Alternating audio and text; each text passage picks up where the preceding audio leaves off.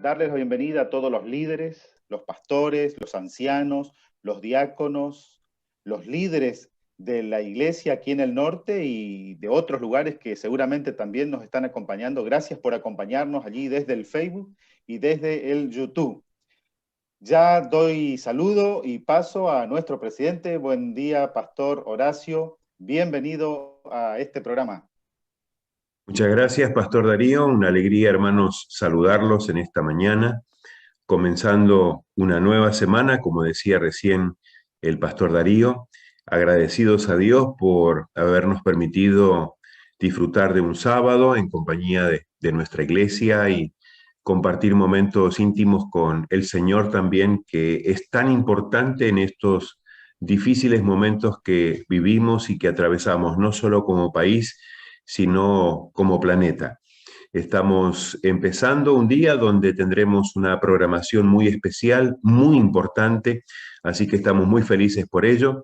Así que quiero dar pase al pastor César y al pastor Daniel para que ellos saluden también. Ellos van a ser los que van a estar recibiendo preguntas y participando activamente de esta programación.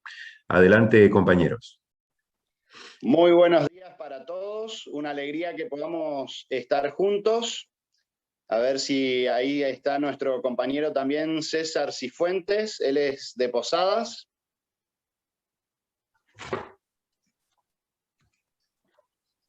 Muy buen día para todos, una alegría estar también aquí en esta transmisión con el pastor Alberto Tim. Así que de mi parte, les animo a que hagan sus preguntas allí en el canal de YouTube de la Asociación Argentina del Norte y luego se la estaremos transmitiendo después de la conferencia al pastor Alberto.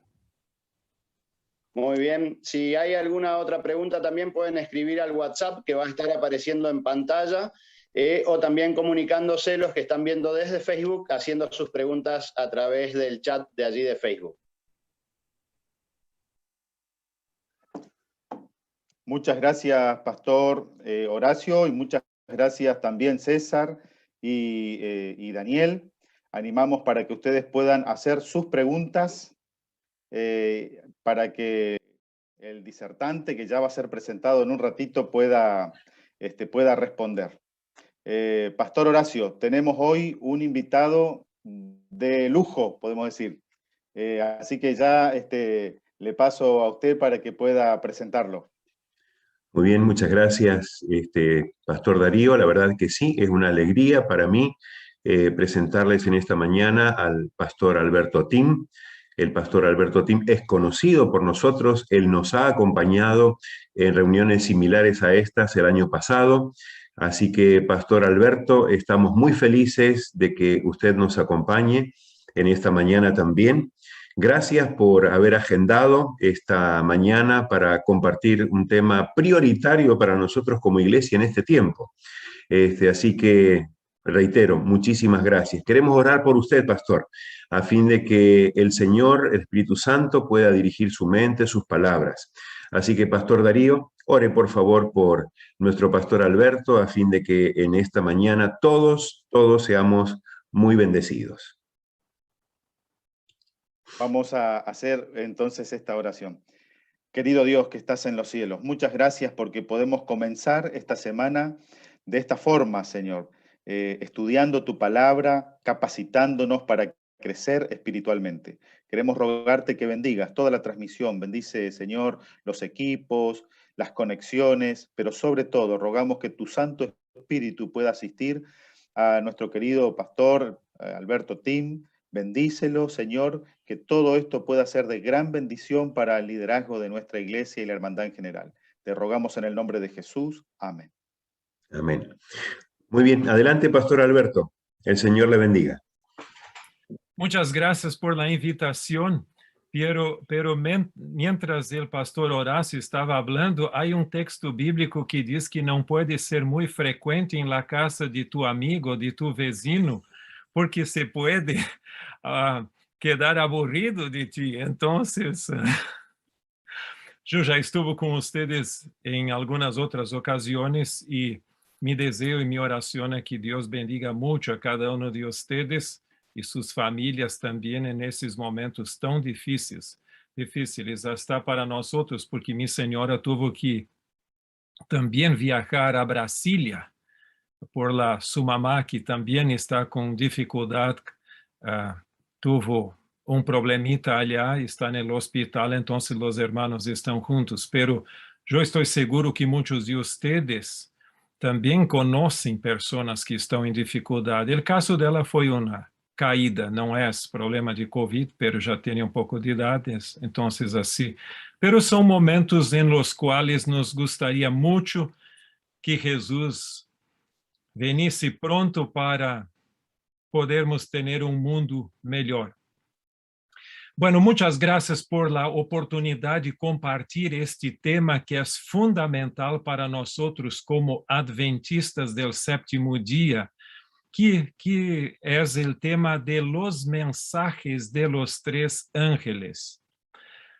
No sé si percibieron que yo hablé de los mensajes y no del mensaje, porque muchas veces se habla de un solo, pero para los pioneros eran tres mensajes y no solo uno. Beto, Y por parece que una no está razón saliendo muy el clara audio. que después yo voy a hablar un poquito más. Ahora, ¿por qué es importante ese tema? Por muchas razones. En primer lugar, ele es clave en el libro de Apocalipsis, porque está al centro del libro, como si fuera parte del clímax en preparación para la segunda venida. Otra razón también, nuestra declaración de misión como iglesia es predicar el evangelio eterno en el contexto de la hora de su juicio, a través de los tres mensajes angélicos. Por lo tanto, nuestra identidad misiológica, no solo profética, pero misiológica, también está involucrada con los mensajes. Ahora, me gustaría compartir la pantalla ahora para que podamos avanzar con nuestra presentación. Y el título que yo puse es Los tres mensajes angélicos, una perspectiva adventista. Bueno, nosotros sabemos que los tres mensajes angélicos estão em Apocalipse capítulo 14, los versos 6 al 12, que são cruciales en el libro. Y en nuestra versión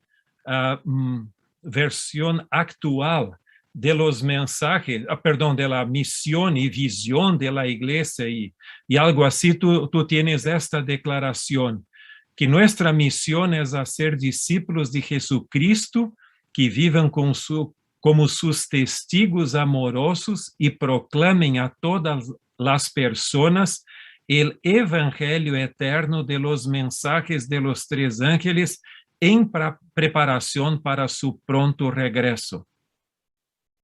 Esta declaración es un poco más corta do que la tradicional, pero es una forma muy sencilla de poner cuál es nuestra misión. Ahora, como yo les dije antes, não é porque materiais salen, e eu estava incluso ayer mirando um vídeo que estava sendo de uma distribuição de livros sobre este tema em Portugal. Não me acuerdo a cidade, sobre os três mensagens angélicos, e era um material de um grupo extremamente crítico da igreja. Então, tu vas encontrar de tudo e necessitas compartilhar um mensagem equilibrado para a igreja, porque dá a impressão que esses mensagens são como se fossem el paraguas para tudo que as interpretações que as pessoas lhe gostariam plantear. Agora, vamos a reflexionar um pouquinho sobre o contexto histórico. Há um livro publicado em 1813 de um autor britânico, por supuesto não adventista del sétimo dia, e é uma dissertação sobre os selhos e as trompetas do Apocalipse. E este autor, em las páginas que eu puse ali, 308 a 313, hace uma exposição muito interessante. E eu vou algumas vezes compartilhar minha pantalla, outras vezes sacar, pero este autor diz o seguinte, ele diz que não se pode poner não se pode poner el cumprimento de los mensajes angélicos com la reforma. Sabes que essa declaração é muito importante. ¿Por quê? Porque entre la ala más liberal de la iglesia, o el grupo más liberal de la iglesia, algunos dão la impressão que já se cumpriram a predicação que com la reforma protestante, com Lutero. E este Luiz Conradi tinha essa posição. Alguns até dizem que o pastor Leroy Froom escreveu seus 4 tomos largos da fé profética de nossos padres em resposta a este planteo. E uma vez eu estava falando também com outro professor de teologia de Andrews, e ele também me disse, mira, eu creio que Lutero já predicou os mensajes. Agora, este livro que eu mencionei, esta dissertação sobre o Apocalipse, o autor diz o seguinte, en el mensaje del primer ángel se habla de uma obra global. Como diz o texto? A cada nação, tribo, língua e pueblo. Então, é mundial, é global. E a reforma protestante nem aún involucrou toda a Europa. Porque te acuerdas que Lutero quedou com a Alemanha, nem aún toda a Alemanha, o norte de Alemanha e o noroeste de Europa. E hasta Daubigné, em sua famosa história da reforma do 16º siglo, disse, mira, mientras o norte de Alemanha estava involucrado em la reforma, Portugal estava interessado em seus viajes de exploração. Muito pouco ocorreu em Espanha. Houve a reforma em Sevilha e algo assim, como hasta Mário Veloso, eu creio que lo planteou em sua dissertação de maestria, se não estou olvidado, pero não ocorreu nem a Europa como continente. Então, este autor diz, mira, se vamos a empezar, temos que mirar ao futuro para cumprimento global. E ele creia que a fundação de las sociedades bíblicas empezaram esta predicação mais global. E nós outros creemos que foi o cumprimento profético. Então, isso é importante ter em mente esse argumento que não é muito comum, que a expectativa do primeiro ángel já é uma predicação global e não simplesmente continental ou local. Agora, vamos avançar pouquinho mais com esta questão, e perdão porque eu não compartilho a pantalla desta vez, então, volvemos aqui, muito rapidito. Agora, en el contexto, ustedes se acuerdan del iluminismo francês e europeu, por supuesto, não era só França. Ali, este iluminismo puse abaixo a autoridade eclesiástica, ou seja, da Igreja Católica, e também sacou Deus del caminho. E a razão e a liberdade foram o domínio, e tudo se podia criticar, excepto o espírito crítico de eles. Não sei se percebes que há esse espírito todavia hoje. Há pessoas que podem te criticar quanto querem, mas quando tu vas a fazer uma observação a eles, não eres democrático ou não eres ético. Eles podem, mas tu não. Então, mais ou menos foi nesta direção. Eles criticavam a religião, puseram a Deus abaixo, todo o mais, pero não aceitavam crítica de nenhuma forma. E isto foi terrível para a religião, y para la Biblia también. Entonces, Dios estaba siendo quitado, sacado de la mente de la humanidad. Y una de las expresiones más terribles de aquel pensamiento de entonces fue la Revolución Francesa. Y entonces, el Dios o la diosa de la libertad y de la razón reemplazó al Dios que nosotros conocemos. Entonces, pero además del iluminismo y de la Revolución Francesa, en Inglaterra estaban empezando algunos tipos hablando en contra el creacionismo y promocionando el liberalismo. Y aquí tú tienes dos de ellos. También, si quieres agregar más, la alta crítica que surgiu com o iluminismo também sacava a autoridade da Bíblia, ponendo como simplesmente fruto da cultura de entonces. Isto enquanto ao contexto.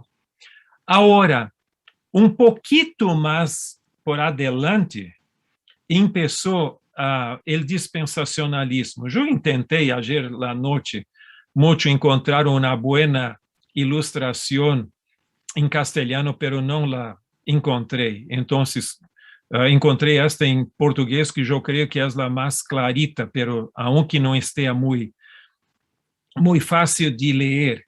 Pero o dispensacionalismo que começou com Darby e foi popularizado no início do século XX por a Bíblia de Scofield, divide a história da humanidade em 7 dispensações. Tu tienes de la inocencia, de la conciencia, del gobierno humano, de la promesa, de la ley, de la iglesia o gracia y del milenio. Entonces, cada uno tiene un mensaje específico, o sea, como si fuera un evangelio.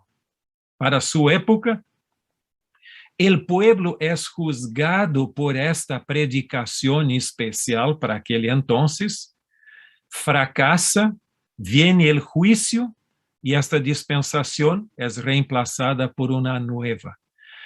Aquí tú tienes un ejemplo muy claro de la fragmentación del evangelio. El evangelio, como lo conocemos, es para la iglesia, para la dispensación de la iglesia, o sea, de la gracia. Entonces tú tienes esta dicotomía entre la salvación por la ley o por las obras en la dispensación de la ley, y ahora tú tienes la dispensación de la gracia. Ahora, o que a mí me encanta mucho es que el mensaje del primer ángel habla de un evangelio eterno, que no es un evangelio fragmentado como este que nosotros tenemos. Bueno, vamos hablar un poquito ahora de la estrutura literaria y después vamos entonces a analizar un poco el texto mismo. Algunos estudios tradicionales hablan del libro del Apocalipsis como teniendo dos secciones básicas. Una sección histórica y otra sección escatológica. Não é dizer que porque é histórica não é escatológica. É que é histórica porque camina ao largo da era cristiana com culminação escatológica.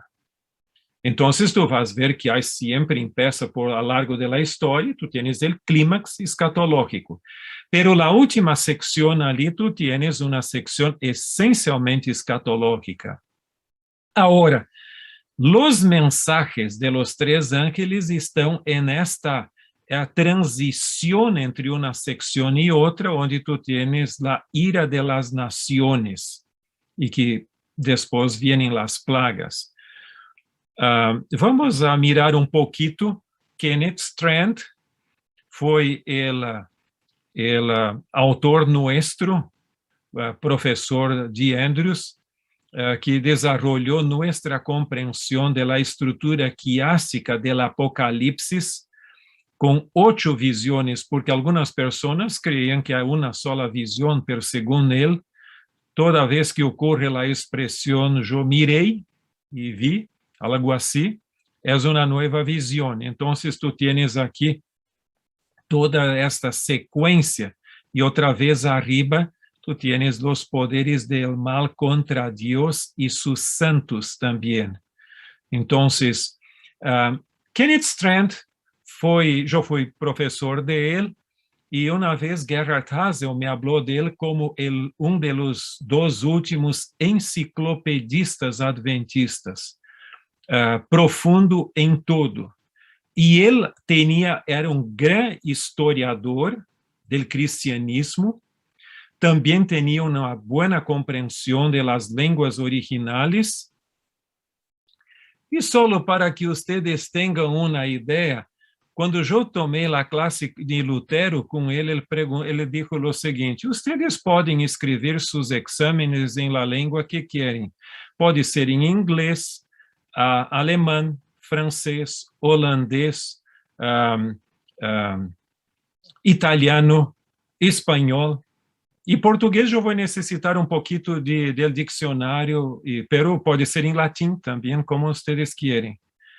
Por que é importante isto? Tu pode dizer, por que esta divagação por uma coisa que nós outros estamos enfrentando hoje, que é muito sério?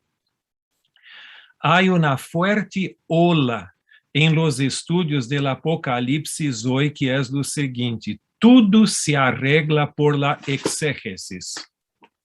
Então, alguns hasta dizem o seguinte: mira, eu não creio que em la cabeça de Juan, el apóstolo, estava esta interpretação ou tinha aquilo. Dá a impressão que se não está em la cabeça de Juan, não é válido. Agora te hago uma pergunta: tu crees que, por supuesto, antes de fazer a pergunta, por supuesto que nossa interpretação tem que ser leal ao texto bíblico.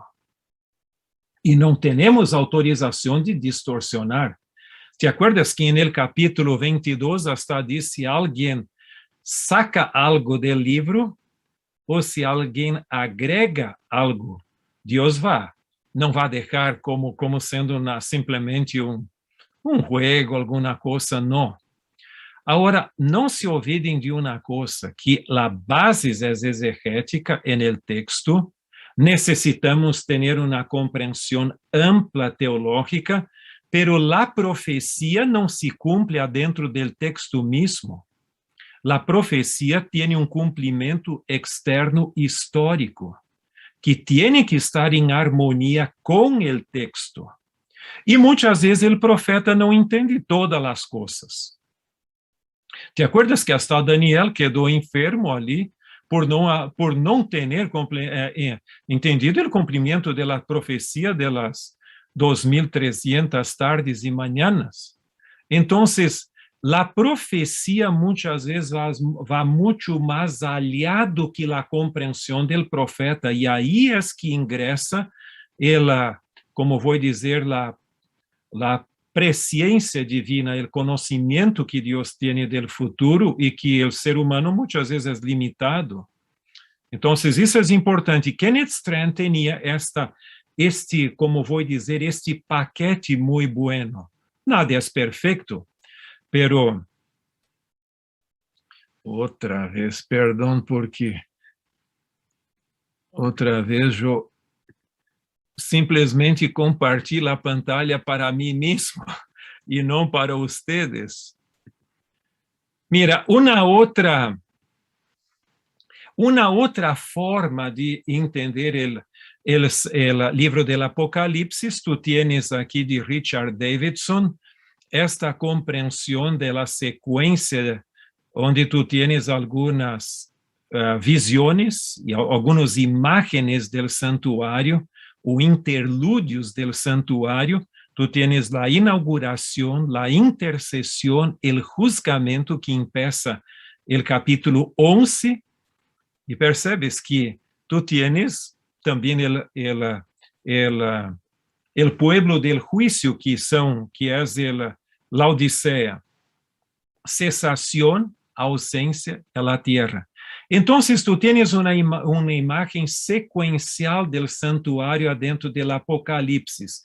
Y los 3 mensajes angélicos son como amonestaciones finales del juicio que está empezando en preparación del mundo para la segunda venida. Por lo tanto, es muy importante esta comprensión. Ahora, cuando vamos al libro del Apocalipsis, tú tienes en primer lugar una descripción de los 144,000. Y entonces después tú tienes la hora de su juicio, los 3 mensajes angélicos, y entonces el día del juicio.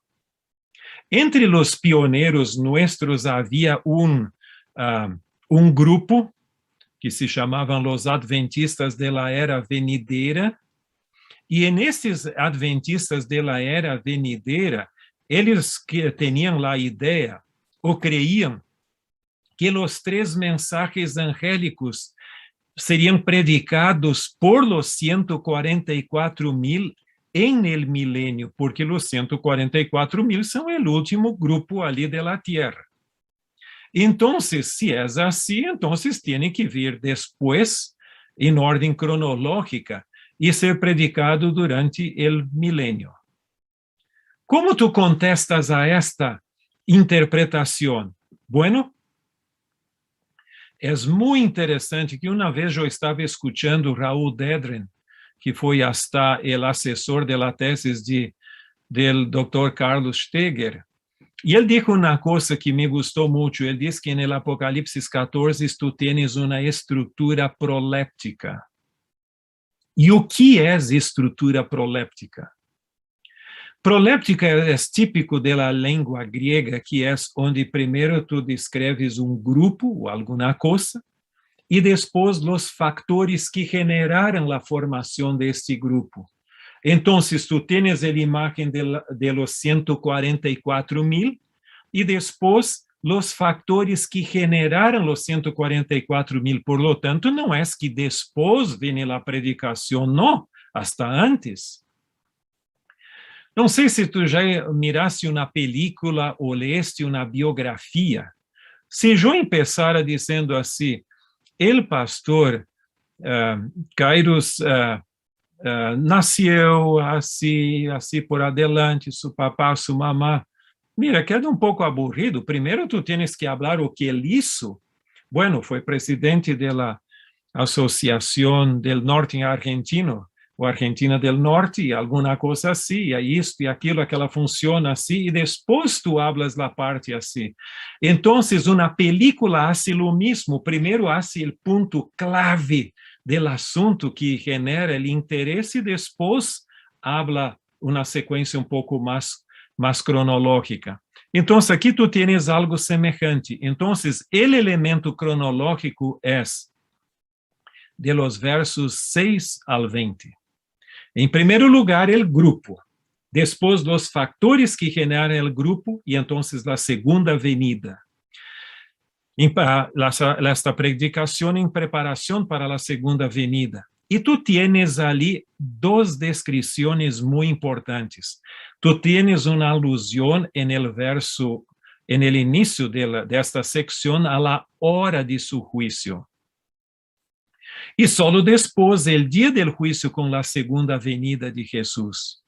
Por lo tanto, algunos dicen que tiene que ser algo distinto, porque no es el día, pero la hora de su venida, y además es predicada por la llegada de la hora de su juicio por el primer ángel, y después de esa predicación, 2 ángeles más predican antes de la segunda venida. Entonces, tiene que ser un juicio pré-advenimiento, o anterior al advenimiento. Mira, aquí tenemos un punto muy importante. No sé si has escuchado hay que predicar el mensaje del tercer ángel. Hay que predicar el mensaje del tercer ángel. ¿De dónde viene esta comprensión? De los pioneros mismos.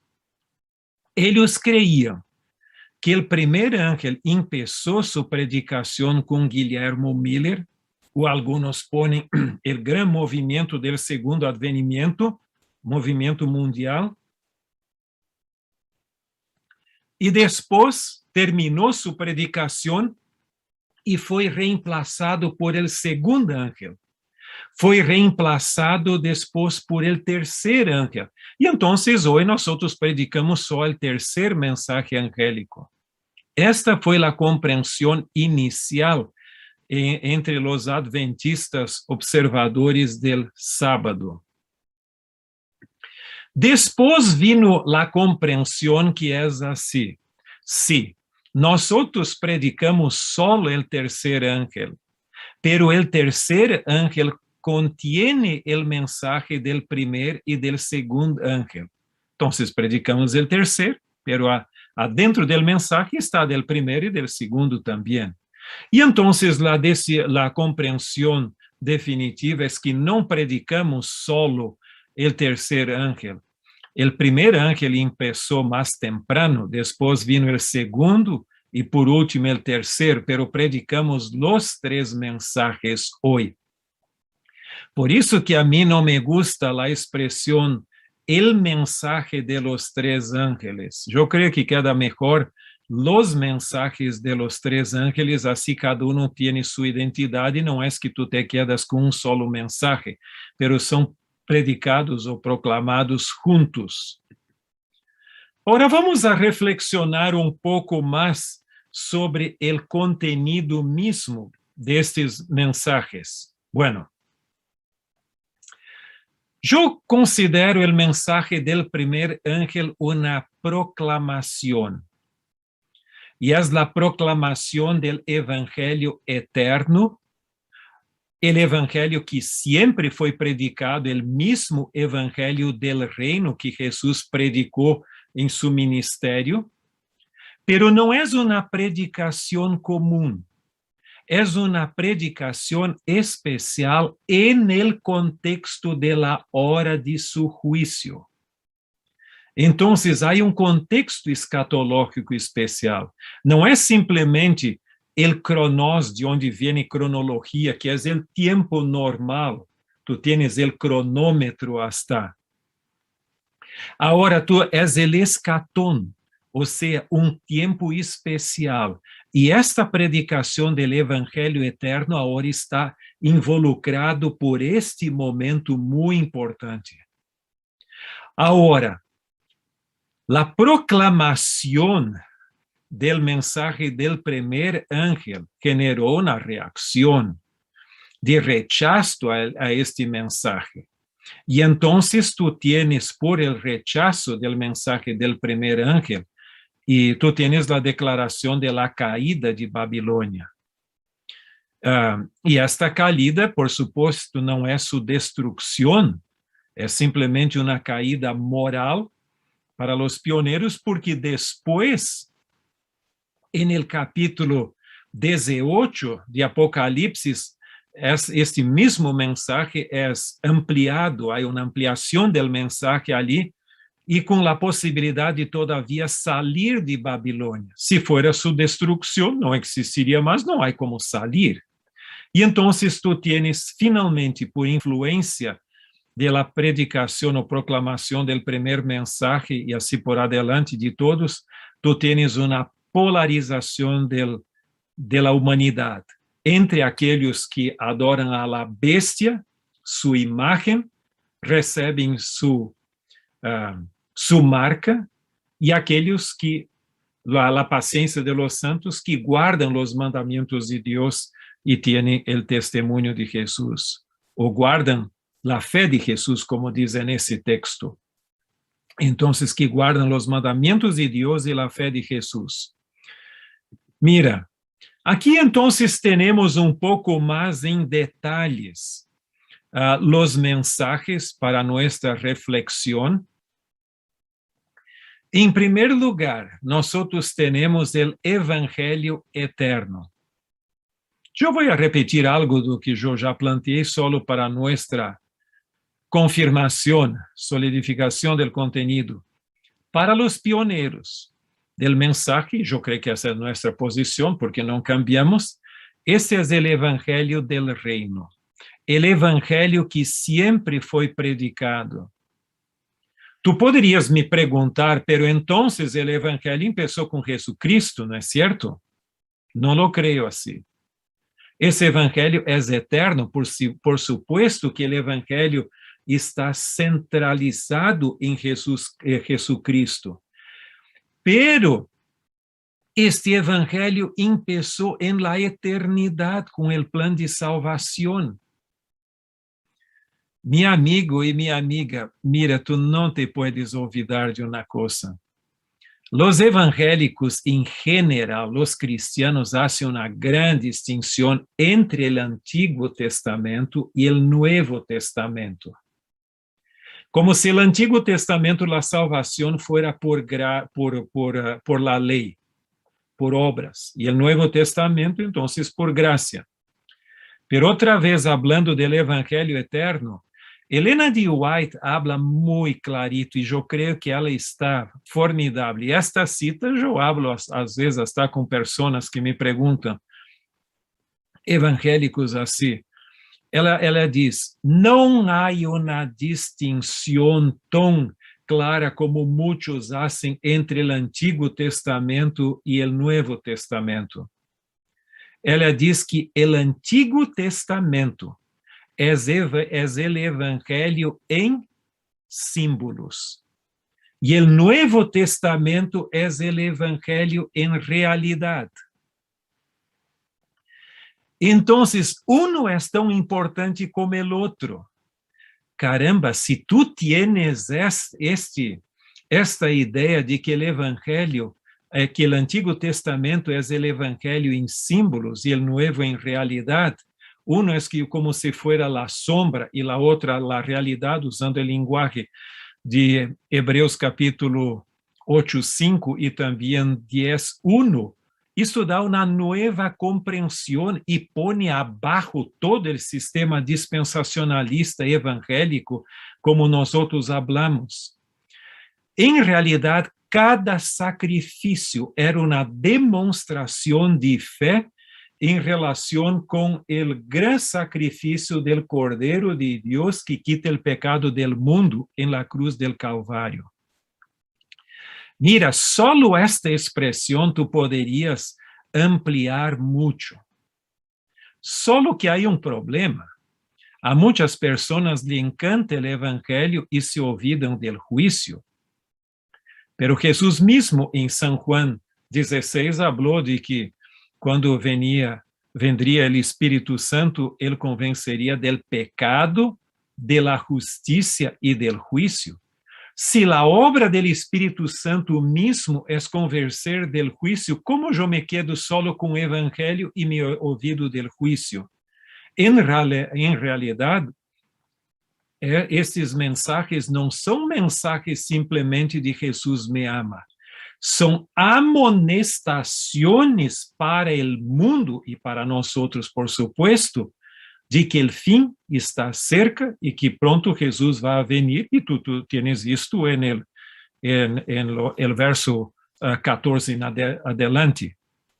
Agora, ao mesmo tempo que o iluminismo e a Revolução Francesa e os evolucionistas e a alta crítica estavam sacando a autoridade de Deus e de sua palavra, viene nesse contexto também o mensaje angélico invitando a adorar a Deus, Criador del cielo e da tierra.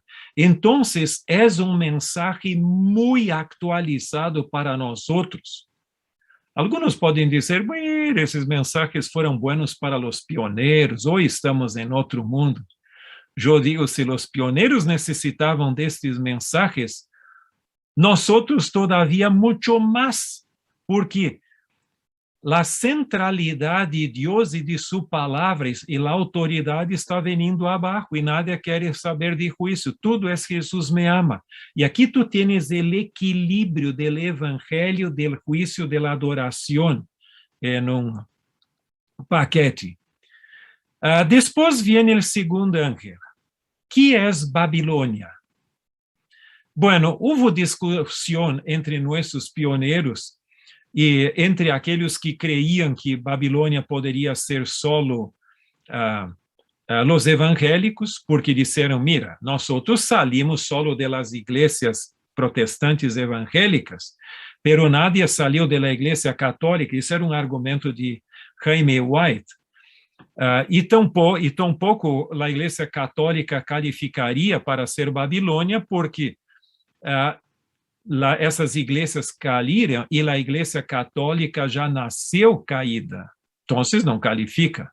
Pero J.N. Andrews depois planteou de maneira muito clara, e esta é nossa posição, de que são todos os falsos sistemas religiosos que não seguem o planteio do primeiro ángel. E o que seria o vino de sua fornicação?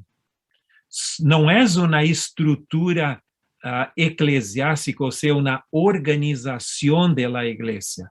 São falsas doutrinas, falsas enseñanças, que podem ser, por supuesto, promocionadas por uma organização ou outra, pero tem um contenido doctrinal, ou seja, as doutrinas falsas em contra da enseñança da palavra de Deus. E a bestia? Bueno, os pioneiros seguiam a interpretação tradicional protestante que via o anticristo, el cuerno pequeño que cresceu muito, la bestia, como sinônimo del poder del sistema papal. Não é el papa persona, aunque algunos lo ponen así, no. É el sistema que representa ele. Se eu tiver oportunidade de dar estudos bíblicos ao papa, eu não teria dificuldade como indivíduo. Helena de White está dizendo no livro El Evangelismo que temos que estudar a palavra com outras pessoas. Então, a obra muitas vezes é negligenciada, segundo Helena de White, de los líderes de outras denominações e também a alta classe. Está o pastor Daniel Belvedere, sempre falava de evangelismo de las classes altas. Então, para eles era o sistema papal, não o indivíduo. Agora, alguns creem que se eu fuera estudar a Bíblia, quizás com um obispo, com um líder de outra igreja, eu quedei ecumênico. Não. Ecumenismo não é dialogar com outros, porque todos necessitam da salvação, sem exceção. Ecumenismo é neste diálogo, se eu vou a empezar a comprometer as enseñanças e a verdade bíblica, então eu estou quedando como ecumênico. Porque Jesus falava com os líderes religiosos de seu tempo também. Então, há que fazer uma distinção e uma compreensão clara o que é diálogo evangelístico com a palavra de Deus, e outro é o diálogo onde eu vou começar a comprometer meu compromisso com a palavra de Deus neste diálogo e vou deixando mais flojito. O que é a imagem de la bestia? Para eles é o sistema protestante apostatado, que saiu do sistema de la bestia, ou seja, do sistema católico romano, pero que depois estava volvendo atrás. E o que seria a marca de la bestia? Mira, é interessante que os pioneiros, e se fores ler o livro Santuário Mensagem de los Tres Ángeles, tu tienes ali algumas declarações de los pioneiros que eu pongo ali. Para eles, eu creio que é muito interessante. Eles diziam o seguinte: ¿te acuerdas que la marca es llamada la marca de la bestia? Por lo tanto, tiene que ser una institución papal. Pero quien impone esta marca es la imagen de la bestia, que es el protestantismo apostatado. Por lo tanto, tiene que ser uma instituição contrária a los mandamentos de Deus, porque quem guarda os mandamentos de Deus não recebe a marca de la bestia, Y quien tiene la marca de la bestia no guarda los mandamientos de Dios, porque los dos están en contraste en ese texto. Espero que me haga claro en ese punto. Por lo tanto, es la marca de la bestia impuesta por la imagen de la bestia y contraria a los mandamientos. Por lo tanto, tiene que ser una institución contraria a los mandamientos de Dios, en la cual católicos y protestantes tienen que estar de acuerdo. Mira, só hay dos posibilidades en cuanto a los 10 mandamientos. Una son las imágenes. Pero los protestantes no aceptan imagen. Muchos de los protestantes del siglo XVI, hasta que dañaban las imágenes de las iglesias. Ahora, la única opción que todavía queda fuera de las imágenes, que los dos grupos no están de acuerdo, es el domingo, que es una institución símbolo del poder católico romano y que los protestantes los mantienen y que van hasta imponerlos a la humanidad. Bueno, esse es un grupo.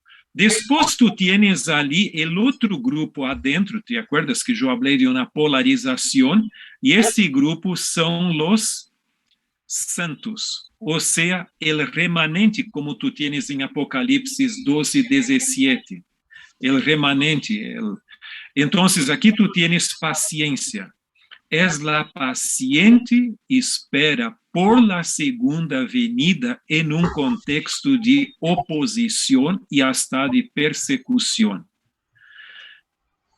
Los pioneros creían que los mandamientos de Dios tienen a ver con todo el contenido del Antiguo Testamento y la fe de Jesús del Nuevo Testamento.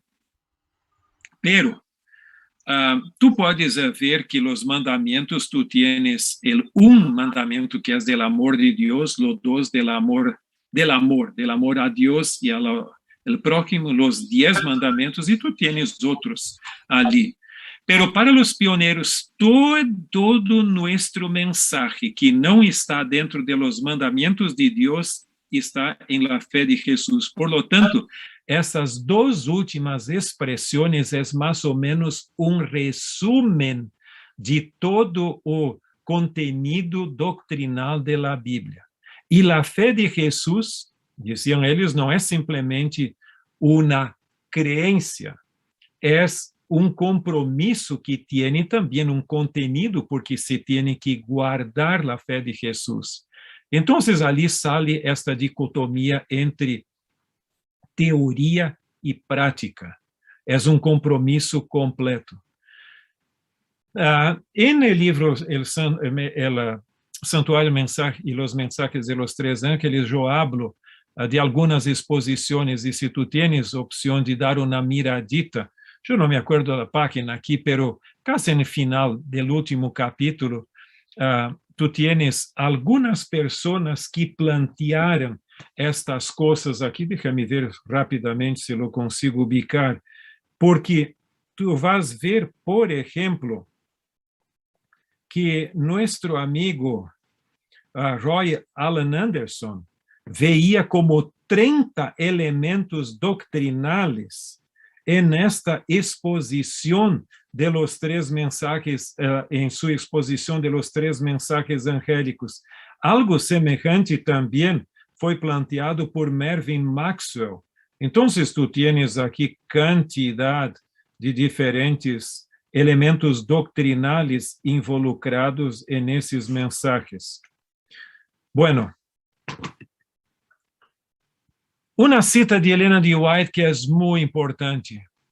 Ela diz: la obra más solemne y sagrada que alguna vez se haya dado a los mortales es la de proclamar los mensajes del primer, el segundo, el tercer ángel a nuestro mundo. Caramba, ¿por qué? Porque esto es un resumen de nuestro mensaje. Los últimos mensajes de admonestación al mundo en preparación para la segunda venida. Que Dios nos bendiga para que seamos leales en ese cumplimiento. E entonces, uma última cita de Helena de White. Em um sentido muito especial, os adventistas del sétimo dia han sido colocados en el mundo como sentinelas e transmissores de luz. A ellos ha sido confiada a tarefa de dirigir a última amonestação a um mundo que perece. A palavra de Deus projeta sobre eles uma luz maravilhosa, uma obra de la maior importância.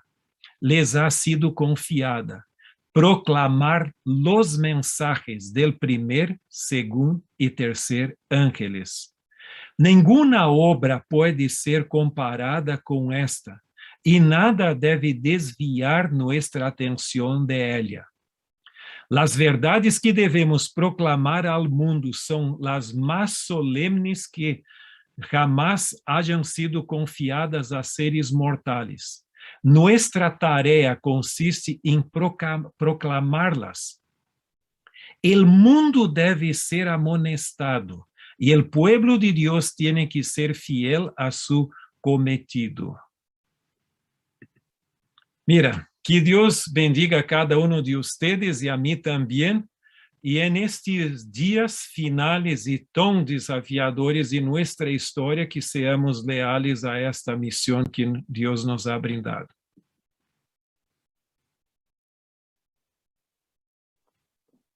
Muchas gracias, Pastor Alberto. Muchas gracias por esta presentación tan clara. Voy a dar lugar entonces a nuestros compañeros Daniel y César para compartir alguna pregunta que haya llegado. Tuvimos bastante problemas, incluso ahora mismo con el YouTube. Estamos teniendo problemas, allí se cortó 2 o 3 veces. El Facebook entiendo que está siguiendo, pero bueno, ahí tuvimos alguna dificultad con la transmisión. Pero adelante allí Daniel, Pastor Daniel, con preguntas que hayan llegado tanto a su teléfono o en el chat del Facebook. Muy bien, gracias a los que estuvieron escribiendo. Si todavía hay alguien que quiera escribir alguna pregunta, pueden hacerlo tanto en el Facebook como en YouTube y también al número de WhatsApp que está pasando allí en el zócalo de la programación. Está escrito también allí en Facebook, lo repito por las dudas, 3757 54 29 94. ¿Sí? Pueden escribir entonces allí si hay alguna pregunta más que haya quedado. Y mientras tanto, Pastor Tim, compartimos la siguiente. La expresión, la hora de su juicio ha llegado, ¿es referido exclusivamente a un momento profético de la historia? Sí. Mira, hay que hacer una distinción. El doctor João Antônio Rodrigues Alves, que sacou seu doutorado em la UAP, escreveu a tese dele sobre o conceito de juízo investigador em la história de nossa igreja. E esta tese está em la biblioteca de la UAP, se alguém le gustaría mirar. E ele deixa muito clarito uma coisa, que há uma distinção entre a expressão juicio pré-advenimiento o anterior al advenimiento y la expresión juicio investigador. En la Biblia tú tienes cantidad de juicios investigadores. ¿Te acuerdas que Desmond Ford decía lo siguiente? Mira, no hay juicio investigador de los santos, porque según el texto de Juan 5:24 diz que quem está em Cristo não entra em juízo. Pero eu percebi que todas as traduções que eu conozco de la Bíblia al castelhano hablam não é condenado, e este é o sentido correto. Então, de las traduções que eu conozco desse texto, o castelhano é a melhor, que é o sentido mesmo, aunque o termo seja assim. Pero déjame em pouquitas palavras aclarar esse ponto. Desmond Ford dizia, não há juízo para o povo de Deus. E William Shea, em seu livro, que também está em espanhol, titulado Estudios Selecto em Interpretação Profética, Estudios Selectos em Interpretação Profética, é um livro um pouco mais antigo, Y tú tienes ese capítulo hasta en PDF en la internet y puedo compartir si alguien lo necesita. Mira lo siguiente, él dice que en el Antiguo Testamento hay más de 20 juicios del pueblo de Dios. Tú tienes juicio de una persona, de un pequeño grupo y de la nación, como tú tienes Ezequiel capítulo 1 a 10. Entonces, decir que el pueblo de Dios no entra en juicio, esto es una ilusión. Y hasta el apóstol Pablo también habla en 2 Corintios 5:10, que todos vamos delante del tribunal de Dios. Apocalipsis 11:1 habla de juzgar, de medir el santuario, el altar y los adoradores. ¿Qué es medir los adoradores del santuario si no es juicio? Entonces, mira, el pueblo de Dios está involucrado. Ahora, Desmond Ford y otros creían en un juicio preadvenimiento del cuerno pequeño. Pero no, este es en realidad un juicio preadvenimiento investigador. Entonces, tú tienes una combinación del mismo. Y nosotros creemos que empezó en 1844 con la transición de Cristo en el santuario celestial y va hasta el cierre de la puerta de gracia. Entonces, no es simplemente un momento. Si por momento tú tienes en mente un periodo, entonces está bien, pero si momento es momento, entonces no. Es de 1844 hasta el cierre de la puerta de gracia. Y por supuesto, en el libro de Daniel 7, tú tienes allí el juicio del cuerno pequeño.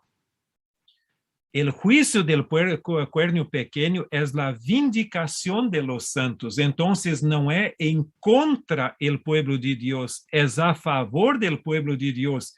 Y te acuerdas que en el Apocalipsis hasta metafóricamente el alma de los mártires están clamando por justicia, por un juicio. Muy bien, muchas gracias, Pastor. Por ahí comento nada más, o leo uno de los comentarios que están acá en Facebook. Inocencia Ríos dice: Dios bendiga grandemente al Pastor Alberto, cada vez estoy más convencido, ¿no? Qué bueno que estos temas puedan tratarse, porque no es solamente para llegar a gente con un nuevo conocimiento, sino es para reforzar nuestro propio conocimiento y fortalecer nuestra fe, ¿no? Pastor César, ¿alguna pregunta que tenga usted?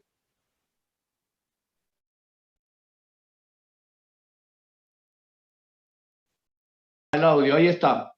Ahí está, muy bien. ¿Ahí se escucha? Muy bien. Dice, Pastor Tim, a menudo recibimos la acusación de que la iglesia no está predicando el mensaje de los 3 ángeles. ¿Cómo se puede planificar la predicación teniendo en cuenta todas las creencias, pero sin desatender el triple mensaje angélico? Mira, en primer lugar, hay que preguntar quién hace la acusación. Porque hay una cosa, algunas personas dicen que no se predica los 3 mensajes angélicos. Caramba, si yo predico la verdad del santuario y las doctrinas distintivas de la fe como un paquete completo con las doctrinas que tenemos en común con los evangélicos, ¿cómo no estoy predicando los mensajes angélicos? Porque los 3 mensajes angélicos es un resumen del mensaje y que incluye, por supuesto, la verdad del santuario y del juicio investigador. Ahora, para las personas, para algunos ministerios independientes, si tú no crees en la naturaleza caída de Jesucristo, con pendor para el pecado, con tendencia al pecado, y si no pones la misma cosa, la misma predicación de Jones y Wagner de 1888, no estamos predicando el mensaje de los 3 ángeles. Mira, Elena de White habla cuáles son nuestras doctrinas. E mira, não me gostaria sempre falar, pero se tu fores a mirar quais são as doutrinas distintivas em nossa fé, são basicamente que tu tienes ali o santuário, tu tienes a segunda venida, o ministério de Cristo, o santuário celestial, a inmortalidade condicional do ser humano, tu tienes o dom profético de Helena de White e assim por adelante. Tu tienes o paquete. Helena de White é muito claro. Quais são, então, esses mensagens? Então, há que perguntar, tá bem, o que tu queres dizer? Porque esta é uma acusação retórica. Então, tu está bem. Eu creio que estou predicando. Tu dizes que eu não estou predicando. Agora me dizes, o que estou deixando afuera que tu crees que é a essência desses mensagens e que não estou predicando?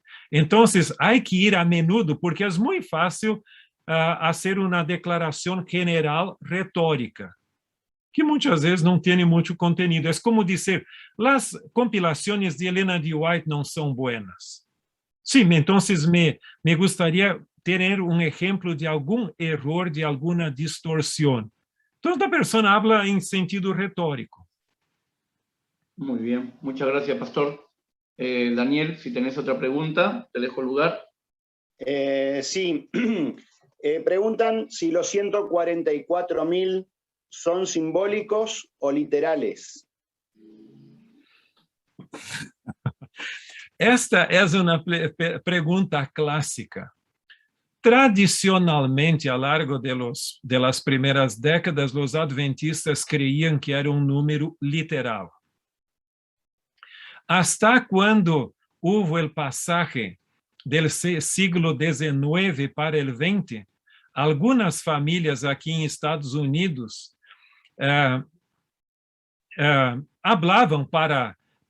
alguns predicadores falavam para as famílias para ter o máximo possível de hijos e também adoptar hijos se não tinham ali por el sistema de adoção, para que pronto se llenara o número de los 144.000 e Jesus poderia venir. Tu crees que eu estou de broma, pero é em sério. Solo que hoje já temos muito mais do que isto. Agora, a tendência de los teólogos hoje, em geral, aunque Helena de White habla de los 144.000 e a Bíblia também, é crer que este número é simbólico. ¿Por que razão? Porque ali habla de 12.000. Que são os 144.000? São 12 vezes os 12.000. Então, se tu tens 12.000 de la tribo de Judá, 12.000 de la tribo de Zebulon, assim por adelante. Tu podes agregar quantas tu queres ali. Só que não se pode tomar em sério literal por uma razão. ¿Te acuerdas que o reino del sur, que é Judá e Benjamim, quedou? E dali saíram os judíos. Pero el reino del norte, quando Samaria foi conquistada em 722 por Assíria, simplesmente vino abaixo e os assírios tinham uma estratégia. Eles levavam todos os homens para outro país e traíam outros homens para allá. Então, houve uma mescla de paganos com os de las tribos del reino del norte. ¿Por qué los judíos no aceptaban a los samaritanos? Porque não tenían sangre puro, como se diz assim. Então, com isto, é impossível, não há como dizer, bueno, eu sou de la tribo de, sei lá, de um deles del norte. Não é possível identificar por esta miscigenação de pessoas. Agora, outro ponto. Em uma tribo larga, ter solo 12.000, quizás é pouco. Em uma tribo, como vou dizer, pequena, quizás seja muito. Entonces sería casi como una predestinación tener exactamente 12,000 de cada uno de ellos. Entonces la tendencia hoy es creer que eso significa la plenitud de los salvos, en este sentido. Entonces, como não puedes tomar literalmente las tribus en sí, tú tienes también el número con esta característica, pero dentro de la Biblia, de la iglesia y el comentario bíblico adventista mismo reconoce las dos posiciones. Si tú crees que debes te quedar como un número literal, puedes creerlo. Si prefieres simbólico, también, porque no es un punto clave de salvación. Muy bien, muchas gracias, Pastor. Creo que es también importantísimo esto último que aclara, ¿no? Muchas veces nos detenemos en detalles que no aportan en sí nada específico para nuestra salvación y tenemos que pedir a Dios sabiduría para poder distinguir cuáles son ellos y cuáles son a los que verdaderamente tenemos que darle énfasis, ¿no? Pastor César.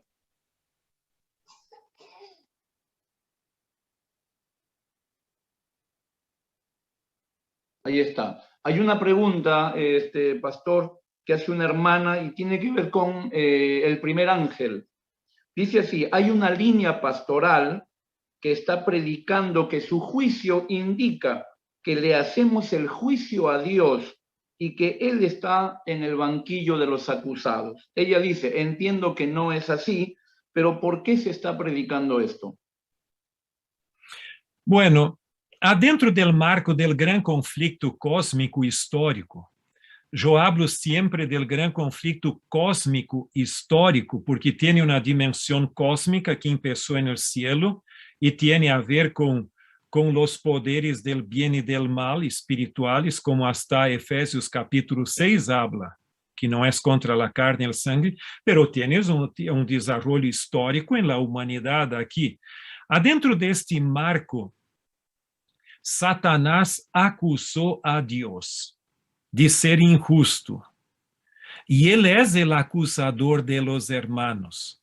Ahora tú vas a ver que en algunos lugares hubo la acusación a Dios allí, y también en su relación, por ejemplo, tú tienes en el libro de Ezequiel, perdón, es el libro de Zacarías, tú tienes el sacerdote Josué, que también está siendo acusado ahora. Perdón, queda más clarito todavía en Job, capítulo 1, onde ali Satanás acusa a Dios mismo de ser nepotista para con, no sé si, el término quizás no sea el mejor porque es más para seres humanos, pero Dios de favorecer a Job. Por esto él te sirve, porque tú siempre lo regalas todo que él necesita, lo que quiera así. Entonces, por supuesto, el contexto de la vindicación del carácter de Dios es clave. Y todo el largo proceso de la historia es una forma de demostración que el pecado y el plan propuesto por Satanás, más o menos como algunos gobiernos siempre dicen que si tú vas a seguir el plan de ellos, vas a tener el paraíso en la tierra. Y Satanás, Lucifer, también lo hizo, diciendo, mira, esa es mejor opción do que el gobierno de Dios. Entonces, Dios deja que la historia camina para que el plan de Satanás quede absolutamente evidente. En ese proceso viene la vindicación del carácter de Dios.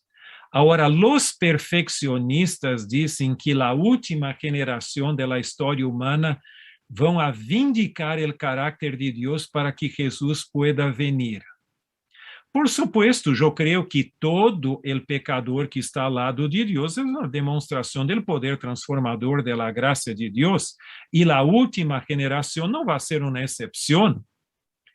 Pero no se olvide de una cosa, la vindicación del carácter de Dios no es antropocéntrico, o sea, centralizado en el ser humano, es cristocéntrico. Y en ese sentido, en el tomo 7 del Comentario Bíblico Adventista, Elena D. White dice que nosotros tenemos una sola fotografía perfecta de Dios, que es Jesucristo. Entonces, no es mi fotografía o la tuya o de la última generación que puede reemplazar la vindicación del carácter de Dios en la cruz del Calvario. Ahora, hay que acordarse de una cosa. Jesús va a venir y todo el proceso de juicio, Dios no necesita del juicio porque Él conoce todo. Pero Él se somete al juicio para que las dudas sean sacadas. E déjame solo agregar um par de minutos para que a coisa quede um pouquinho mais clara. Morris Vanden, em um artículo que ele escreveu em la década de 80, eu lo tenho, não me acordo de memória, pero ele diz o seguinte: como tu te sentirias se indo ao cielo Billy Graham não estivesse allá? O grande evangelista do século XX, e Adolf Hitler fuera tu vecino de casa. Tu quizás empezarias com a pergunta: estou em la ubicação correcta? ¿É esse o sítio que eu tendría que venir ou seria outro? Este é o cielo? E, em segundo lugar, que passa que esse tipo vino aqui? Não que ele está sugerindo que Hitler vai estar no cielo, pero vai ser um lugar de surpresas. Entonces, Dios se somete al juicio investigador para aclarar quién va a participar de la primera resurrección y del juicio del milenio para aclarar por qué personas que tú creías que iban a estar en el cielo no van a estar. Y todo ese proceso de juicio que tú tienes del anterior al advenimiento, el juicio del milenio, e o juízo final vão ter seu clímax quando o mesmo Lucifer, Satanás, vai declarar a justiça de Deus delante de todo o universo. Que ele era o problema e que Deus é justo. ¿Por que isto? Para que as coisas quedem bem clarito e uma nova rebelião não ocorra no universo. Então, todos vão estar vacunados contra uma rebelião. Agora, déjame, então, nesse sentido, é que Deus é acusado e vindicado. Agora, eu não tenho dificuldade com isto, eu creio que é o conceito bíblico de Helena de White. Eu tenho dificuldade quando eu empeço a crer que eu sou o grande vindicador do caráter de Deus. Então, estou distorsionando a coisa. Agora, déjame solo contestar uma pergunta que vocês não hicieron. Eu creio que também tenho o direito de fazer uma pergunta, não posso? Correcto, pastor. Ok. Agora, algumas pessoas perguntam, quizás não seja a inquietude de vocês, por que nós somos tão acusados do juízo investigador? Mira, eu plantei isto naquele programa de Sa Feliz de enero. Não sei se alguns de vocês escutaram, está no livro que eles sacaram, há capítulo que eu escrevi sobre o juízo investigador em mais detalhes, pero há ponto. La base del juicio investigador es una cosa, es la doctrina de la inmortalidad condicional del ser humano. Entonces, el juicio só hace sentido si la persona queda en la sepultura. Se ela já vai ao cielo, ao inferno, ao purgatório, onde quer, não há mais necessidade de juízo, porque já está em la recompensa. Então, há ponto muito clave. Não se olvidem que a ressurreição já é a recompensa, a primeira e a segunda. E se alguém tem que ser juzgado, tem que ser juzgado antes da recompensa, que é a ressurreição, porque depois vamos a suponer que eu estivera en el cielo, en la primera resurrección, salí, fui al cielo y van a me juzgar y decir, mira, perdón, tu ubicación no es aquí. Tú tendrías que participar de la segunda, entonces vuelve a la tierra. No es así, no es un juguete. Entonces, no se olviden que las doctrinas caminan juntas, no aisladas. Y la doctrina del juicio es extremamente dependente desta concepção bíblica do ser humano en la muerte. Amén. Gracias, pastor. Es interesante A veces hay personas que verdaderamente piensan que como seres humanos somos los que vamos a justificar el carácter de Dios, y ese es Jesús simplemente, no ser usurpadores del lugar que solamente le pertenece a Jesús. Nosotros somos apenas aquellos que hemos recibido la gracia de nuestro Señor para poder imitar el carácter de Jesús. Muchas gracias. Bueno, Daniel, tal vez si tenés otra pregunta, dejo con vos.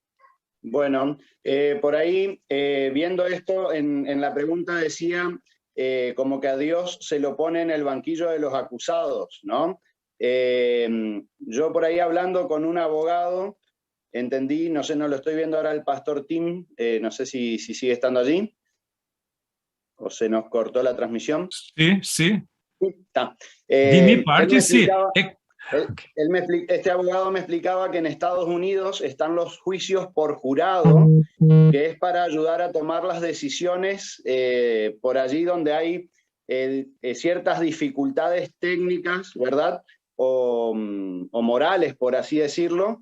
Y acá en Argentina me decía que no hay juicio por jurado, sino que hay juicios orales y públicos, donde el propósito no es someter a juicio al juez, que sería como en este caso esta sugerencia que dan estos hermanos, ¿no? Es como que si nosotros fuéramos a juzgar a Jesús, y en primer lugar creo que no estamos en una situación de autoridad para hacerlo, y en segundo lugar creo que todo esto del juicio investigador, y corríjame pastor si no es así, es para que nosotros podamos confirmar que los juicios de Dios son justos y verdaderos.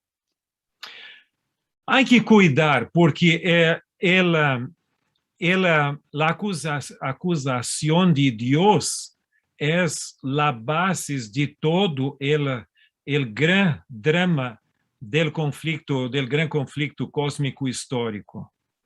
Pero, en realidad, nosotros también somos acusados. Entonces, no pongas tudo como la acusación de Dios. Esta es la dimensión última del juicio. ¿Te acuerdas que así como Dios fue acusado por Satanás en Job, capítulo 1, tú tienes en el libro de Zacarías la acusación del mismo Zacarías. Y Jesús habla, el texto habla de Satanás como el acusador de los hermanos. Entonces, não é simplesmente agora tudo é Deus sendo acusado. Não.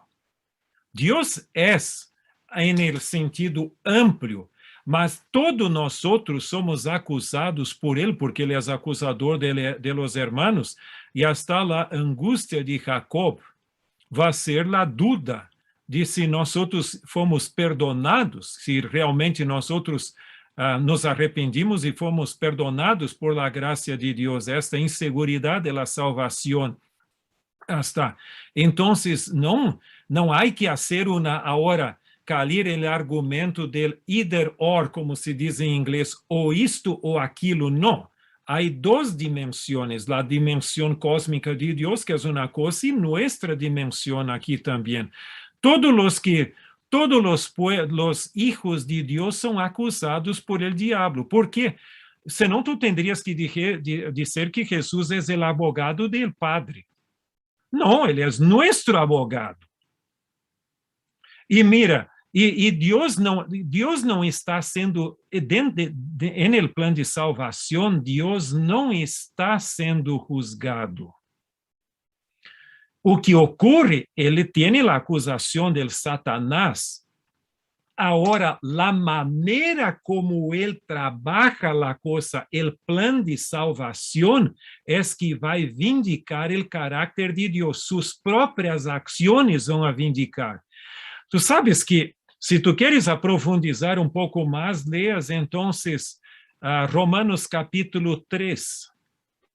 Esse capítulo é clave, hasta Lutero dijo que quando compreendeu a justiça de Deus foi como se os portales del paraíso se abriram para ele, porque ele sempre creía que a justiça era punição, dar a cada uno lo que tiene que receber, pero allá diz, como pode que Deus é justo e justificador daqueles que têm fé em Jesus? Isto é uma impossibilidade. Ali é que está a trampa. Porque havia uma questão, como poderia Deus justificar, mira o que eu vou dizer, como poderia Deus justificar al injusto pecador sem ele mesmo quedar injusto por justificar o injusto? Não sei se me hago claro aqui. É um jogo de palavras, pero tu vas ver ali, porque ali diz que, caramba, em la cruz, esse texto, mira, vamos a ler solo rapidamente, porque é um texto muito importante, que é Romanos capítulo 3, deixa-me ver aqui.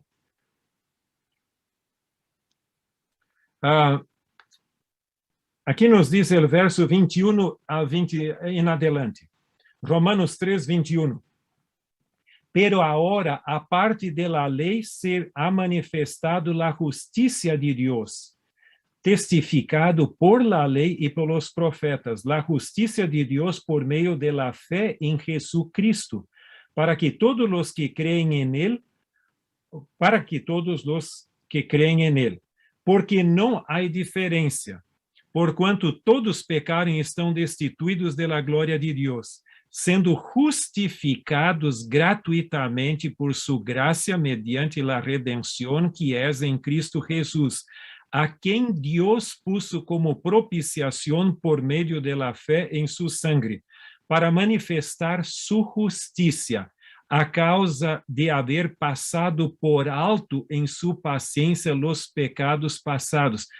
Caramba, aqui diz que a manifestação da justiça, não havia como deixar sem justiça, só que essa justiça foi para com Jesus. E aqui diz o seguinte, a grande manifestação da justiça não está no Antigo Testamento, porque aqui diz que Deus havia passado por alto a justiça, a plenitude da justiça no Antigo Testamento, e foi na cruz que se manifestou.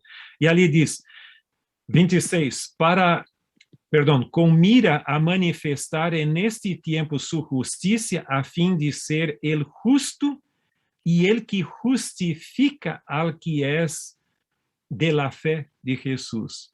Esta ideia de justificar el injusto sem quedar injusto ele mesmo é o grande mistério da piedade. Então, não se olvidem que não é só Deus, nós outros estamos sendo juzgados e Deus vai ser vindicado por demonstrar como ele arreglou todo o dilema do plano de salvação sem ser injusto. Muy bien, muchas gracias, Pastor, por estas aclaraciones. Entonces queda claro que Dios en sí no es que está siendo puesto en el banquillo de los acusados, o sea, está siendo acusado por Satanás, pero eso queda como una vindicación en la parte celestial y con los mundos no caídos, pero no es que nosotros juzgamos a Dios ni a sus obras, ¿no? Así que muchas gracias por esto. Otra pregunta dice, ¿por qué algunos aplican entonces los mensajes de los tres ángeles solo a la justificación por la fe e incluso a la reforma pro salud? Bueno, yo no sé si el término se aplica en español, pero nosotros hablamos de los monomaníacos o maníacos, ¿cómo es? Perdón. Monomaníacos. Por supuesto, pode ser mania de mono também, porque também existe a esses, pero é mania de uma sola coisa, monomaníacos. Há pessoas que dizem o seguinte, mira, tudo que nós necessitamos é justificação por la fé. E uma vez eu fui a um campo, eu não me acordo onde era, que haviam tomado um acordo hasta de que a doutrina mais importante da igreja era a doutrina de la justificação por la fé. Então, eles me perguntaram o que eu creia. Eu digo, mira, caramba, então, para vocês, a doutrina de la justificação por la fé é mais importante que a doutrina de Deus? Existiria justificação por la fé sem Deus? Então, há que cuidar com esse tipo de coisas. Outros dizem, não, nós somos muito flojitos, nos gusta a parrilha e coisas assim e tal. Então, que nós necessitamos é reforma para a saúde. E outros dizem, não estamos agora com a pandemia e tudo mais, agora que necessitamos os eventos finais.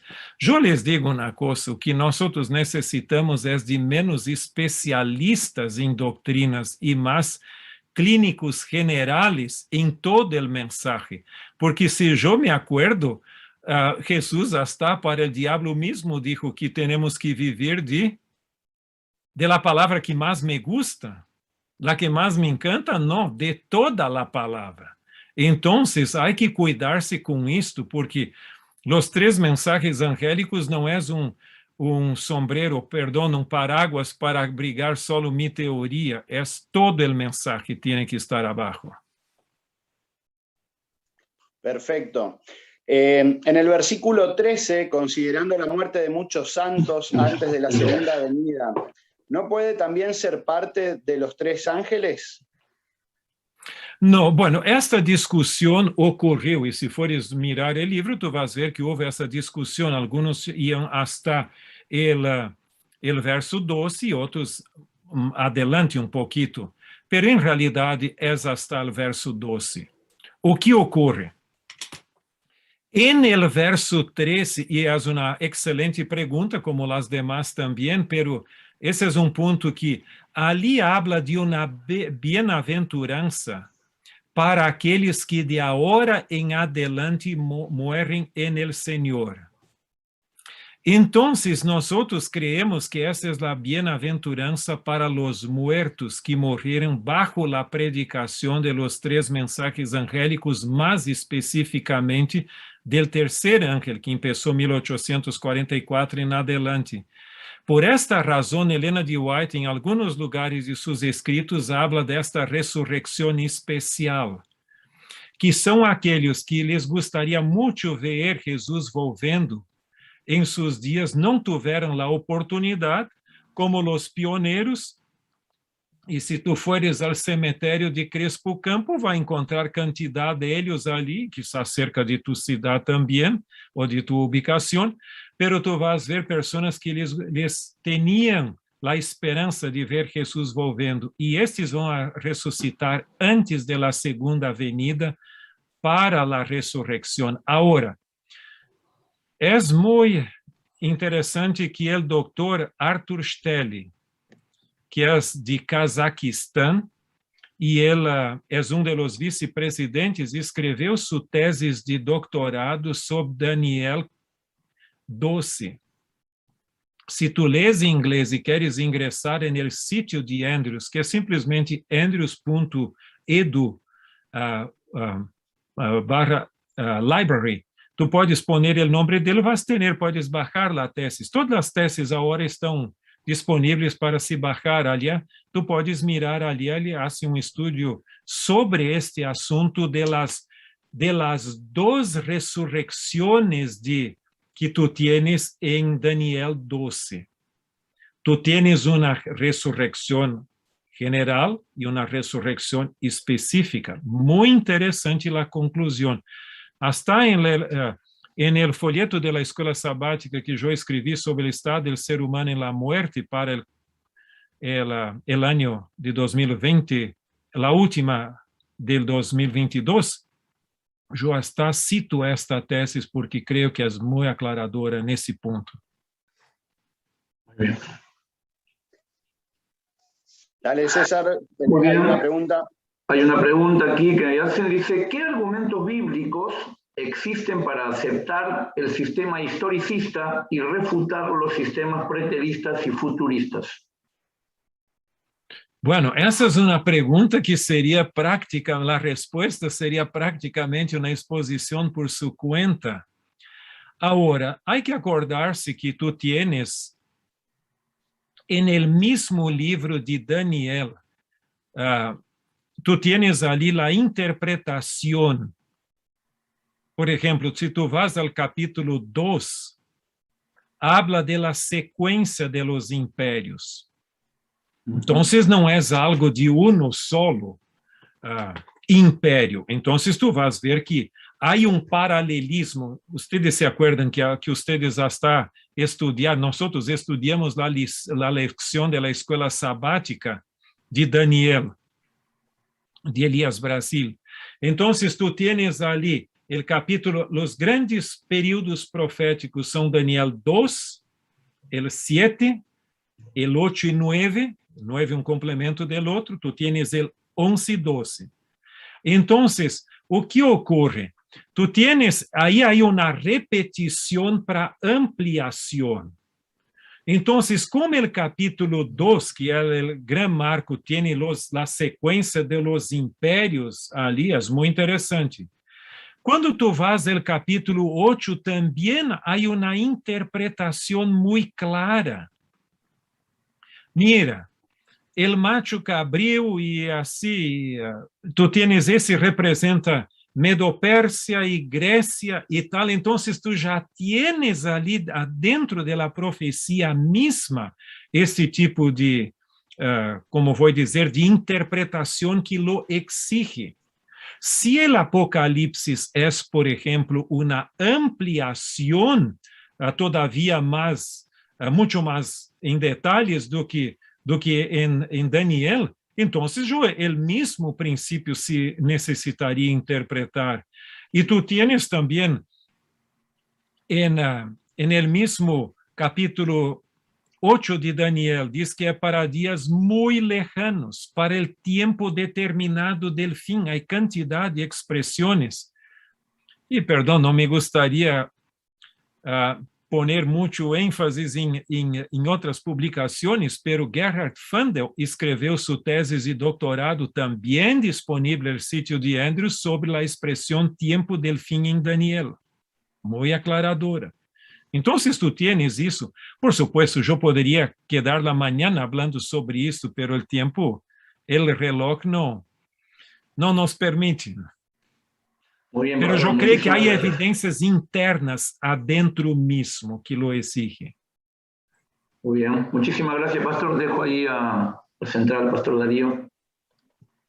Muy bien, muchas gracias, Daniel, muchas gracias, César, por recibir las preguntas y también poder formularlas. Y muchas gracias, pastor y doctor Tim. Yo quiero resaltar lo oportuno de la temática en esta ocasión, que ha dado respuestas a situaciones y preguntas que andaban dando vuelta por acá. Así que quiero resaltar eso. Quiero resaltar también la disposición. Ya el pastor Kairos va a hacer el agradecimiento pertinente, pero quiero resaltar la disposición de nuestro querido pastor, doctor Tim. No es la primera vez y bueno, sin duda no va a ser la última. Ya estoy comprometiendo para ocasiones futuras.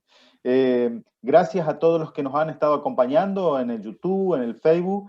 Lastimosamente se cortó, muchos estaban siguiendo y quedaron fuera de la transmisión. Creo que llegamos al final con la transmisión tanto del Facebook y del YouTube. No sé, después veremos allí con el equipo de transmisión si podemos unir todos los videos, porque quedaron videos cortados, si podemos dividir y poner video 1, 2, 3, y entonces para que los que después quieran ver la transmisión, el tema es interesantísimo, puedan tener esa secuencia. Voy a agradecer también al equipo de transmisión, ¿sí? Allí el hermano Beto Secoto desde Formosa, el pastor Nicolás Robledo, ahí todo su equipo de transmisión han estado llevando adelante y quiero agradecerles a ellos por el esfuerzo. La convocación para una próxima capacitación es en el mes de octubre. Básicamente el domingo 17 de octubre nos va a estar acompañando el pastor, doctor también en teología, Roberto Pereira. Y él nos va a estar hablando acerca de herramientas de interpretación bíblica. Y yo creo que la última pregunta fue como un enlace para aquella última o aquella próxima reunión de capacitación, ¿sí? Así que bueno, muchas gracias a todos. Pastor Horacio, dejo con usted el cierre de esta programación. Gracias, Pastor Darío. Quiero expresarle nuevamente al Pastor Tim la gratitud por habernos acompañado en esta mañana. Él realmente siempre ha sido muy generoso con su tiempo con nosotros. y quiero agradecerle especialmente porque sé que hemos estado orando mucho por él en estos días, y creo que ha sido tan claro que nos permite a nosotros en este tiempo tan especial de la historia no perder de vista el marco o el cuadro completo de los mensajes de los tres ángeles. Es muy común y cada vez será más común ver por ahí solamente tomar algún aspecto, lo cual, como hoy quedó muy claro para todos nosotros, es un riesgo muy grande. Así que muchas gracias, Pastor Alberto, nuevamente por habernos concedido de su tiempo y de la sabiduría que el Señor le ha dado para que pueda explicarnos y acompañarnos en el desarrollo de este tema. Así que sin más, quisiéramos tener una oración para cerrar este momento especial de transmisión y agradecerle también, por supuesto, a nuestro Dios. Oremos. Padre nuestro que moras en los cielos, muchísimas gracias por la participación de esta mañana. Gracias, Señor, porque para este tiempo especial de la historia hay un evangelio eterno para predicar a los moradores de la tierra, a toda nación, tribu, lengua y pueblo. Es un mensaje de salvación, es un mensaje de juicio, es un mensaje de adoración. Y queremos, Señor, ser tus instrumentos para que ese mensaje pueda llegar en plenitud a todas las personas, para que tengan la oportunidad de recibir la salvación que tú ofreces gratuitamente a cada ser humano. Gracias, Señor, por haber usado al Pastor Tim también en esta hora, y gracias también porque a pesar de las dificultades que hemos tenido, vamos a poder dejar en nuestro sitio de la asociación el mensaje completo. Dejamos todo en tus manos de amor, en el nombre de Jesús. Amén.